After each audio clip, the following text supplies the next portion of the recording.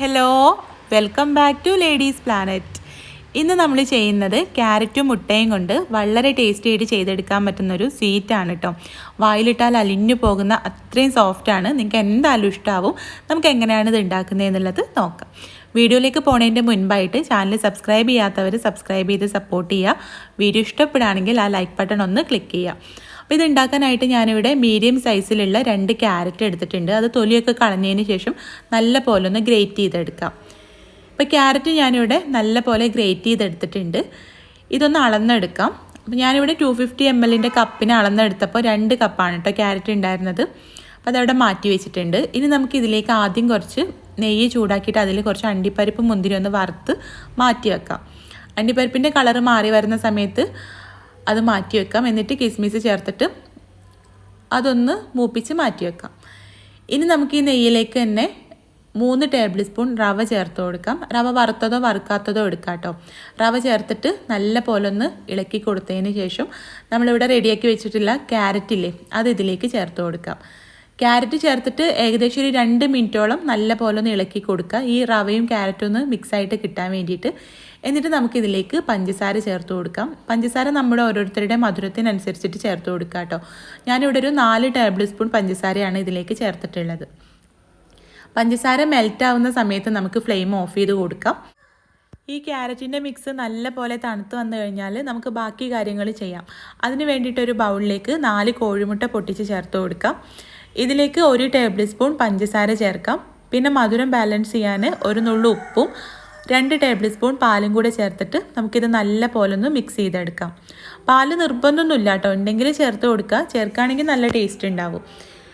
ഇനി നമ്മൾ റെഡിയാക്കി വെച്ചിട്ടുള്ള ആ ഒരു ക്യാരറ്റിൻ്റെ മിക്സ് നല്ല പോലെ തണുത്തതിന് ശേഷം കുറേശ്ശെ ഇതിലേക്ക് ചേർത്തിട്ട് നല്ല പോലെ ഒന്ന് മിക്സ് ചെയ്തെടുക്കാം.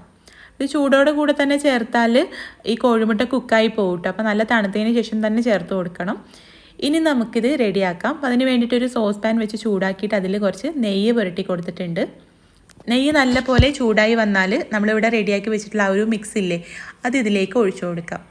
എന്നിട്ടൊന്ന് ലെവൽ ചെയ്ത് കൊടുക്കാം. ഇതിലേക്ക് നല്ലൊരു ഫ്ലേവറിന് വേണ്ടിയിട്ട് 3 ഏലക്ക കൂടെ ചേർത്തിട്ടുണ്ടായിരുന്നു കേട്ടോ. അത് പറയാൻ വിട്ടുപോയതാണ്.